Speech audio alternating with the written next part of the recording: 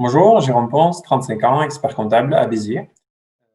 Je me suis installé il y a 3 ans avec une démarche 100% digitale et je me suis tourné vers les outils de la gamme Cegid qui me permettent de proposer une offre 100% digitale à l'ensemble de mes clients.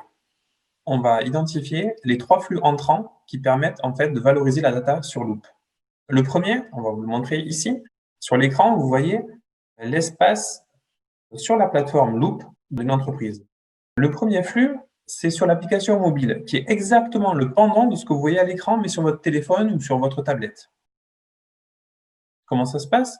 Un chef d'entreprise, mettons ce midi qui était au restaurant, il a sa note de frais. Tout simplement, il appuie sur un bouton qui est en bas à droite, prendre une photo, il la visualise et ça arrive directement dans la bibliothèque Loop. Le second flux, qui est intéressant et qui m'a déterminé, moi, pour passer sur Loop, c'est la fonction Get to Mail. Je vais vous la montrer.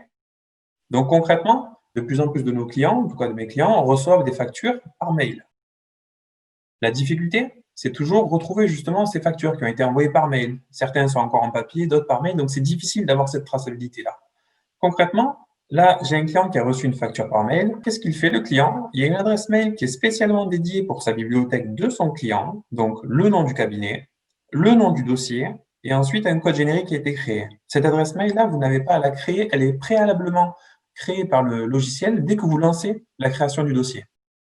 Dès que le client a des factures, quelles qu'ils soient, vous faites juste transférer vers cette adresse mail-là, aucun message d'accompagnement, parce qu'il ne sera pas lu, aucun bonjour, aucun absolument rien.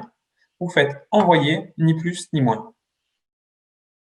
Et ça arrive directement dans votre outil.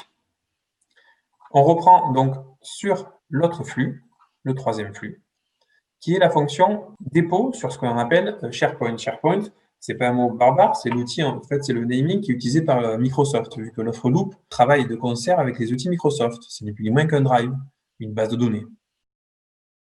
Typiquement là, je suis toujours sur mon dossier, donc l'offre compta. Comment je fais si j'ai des factures en PDF? Ben, je fais tout simplement charger. Je vais chercher mes fichiers. Donc ici, je suis dans mon dossier. Vous voyez, il y en a à peu près 20-25.